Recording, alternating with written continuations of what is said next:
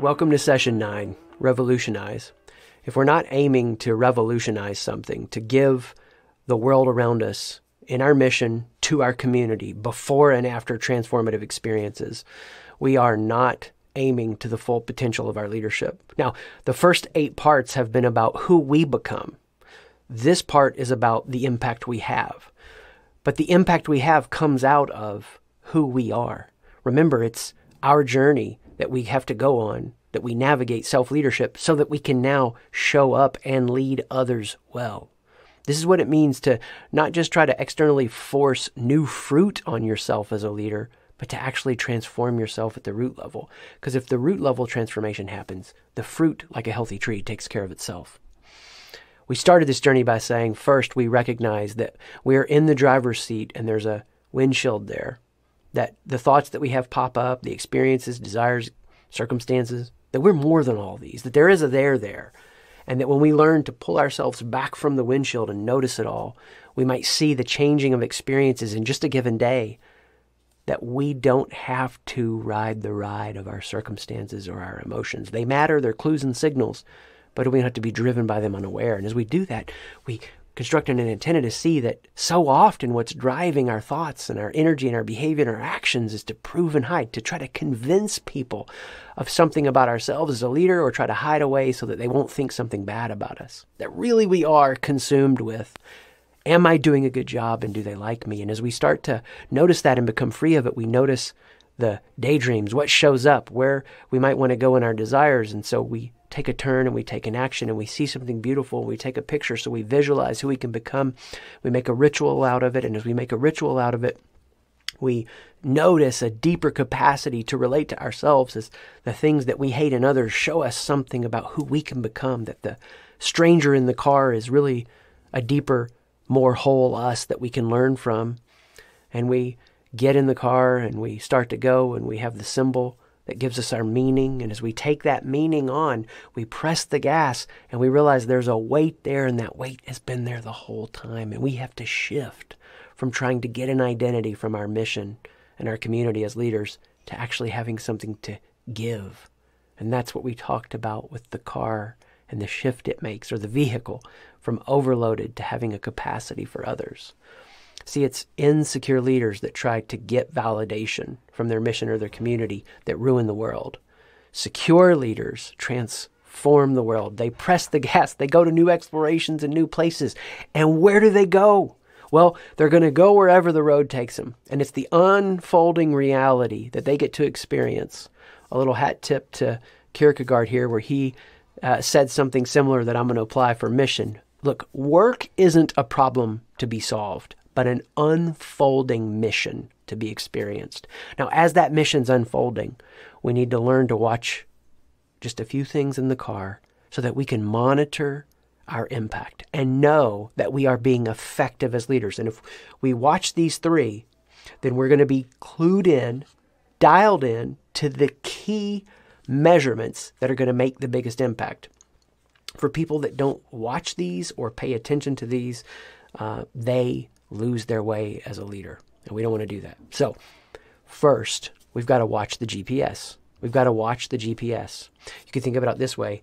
Your job as a leader, when you're building on these other 8 lessons and you're expressing into this impact, number 1, is to guide to what you see. Guide to what you see. So first, the GPS. The GPS lets you know what? Where you are. And that's the only way you can effectively get where you want to go. It's the nature of leadership to see that we need to go somewhere that other people aren't seeing yet. It's the vision of what you see that could be a reality. That's why it's so hard. And as a leader, you're going to be misunderstood. Why? Because you see something that others haven't seen yet. And it's important for you to have your own internal GPS that is so clear and dialed in that you're not having to build your signal off of the approval of others. Because if you're having to build it off the approval of others, at some point, you're not going to be able to endure being misunderstood, and you're going to stop leading with the vision. It's also taking people back to the values. The values of a team or an organization are refined when they're tested. What makes it a value is that it's hard to live out right now, and it would be tempting to take a shortcut. And the strategy. What's the strategy that we've decided on? How can we execute on this? How can we be committed to it? Because most visionary leaders get distracted. So it's your job as a leader, first and foremost, to guide to what you see, to watch the GPS. As you watch the GPS, you keep things fresh with vision. It's the overflow of who you are. You keep them courageous with the values being lived out. You're boringly consistent how you keep taking it back to the values, but you're creative in how you communicate it. And you remind of the strategy over and over and over. And as you do that, you're using the GPS effectively. So you guide to what you see. Number 2, you got to watch the battery. You got to watch the battery. You abide for unity. You abide for unity. I read this years ago, some time ago. I lose track of time. But there are some leaders that are batteries included, and some leaders aren't batteries included. And you want to hire the kind of leaders who are batteries included people. But as we take this journey, we've got to think about battery like the energy, okay? It's the connection. It's the relationship. And to abide for unity means to be the kind of leader who makes a focus on the quality of the relationships. I can't relate to everybody the same. I can't give everybody the same amount of time, attention, and energy, but I can pay attention to what's happening in my own energy, my own battery, and then I pay attention to others, and I can have high-impact relational connections. If I'm not the kind of leader who's watching the relational connections, then what's going to happen over time is, because relationships need continual effort, they're going to drift into disconnection. And as they drift into disconnection, I'm not leading well. I'm not having impact. So the first thing, I'm watching the GPS to guide into what I see. Second, I'm abiding for unity. I'm watching the electricity of the connection, the battery. Third, after I guide into what I see and I abide in unity, I'm riding into opportunity. I'm riding into opportunity. I'm watching the diagnostics as we go, the system diagnostics of the car. I'm watching the GPS. I'm watching the energy levels. It'll be an electric car. And then I'm watching the system diagnostics. Watching the system diagnostics is just this. Is this an atmosphere, an environment that we can change and change in a healthy way? Do our systems upgrade and improve? Do we find new ways to do it? Or are we in a place that we say, I've never done it that way before? Healthy leaders build healthy environments. There's a flow through, an impact into mission, and an overflow into community. And as that overflow into community happens, they watch these three: the direction, the relationships, and how we interact with change. Now, I'll give you a little secret here that I've found really powerful. It is the nature of leadership that you've got to pay attention to what's core and key and ignore much of the rest.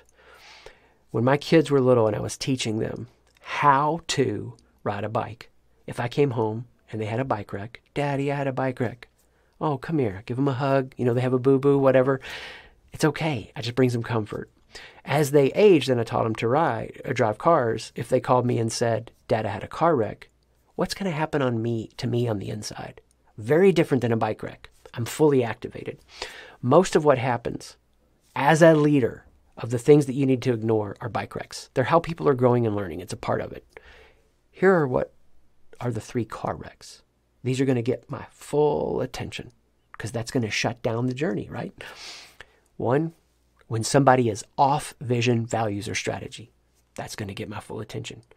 Now, it's my responsibility to counteract that and to build a healthy environment by filling the atmosphere with vision, values, and strategy.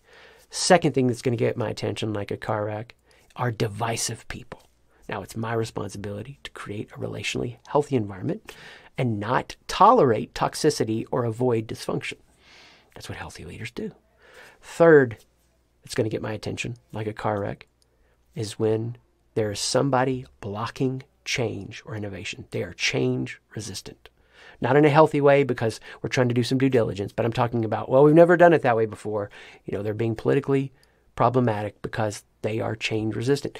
That's going to get my full attention because that's a car wreck, and it's my responsibility to model a healthy relationship to change to the organization.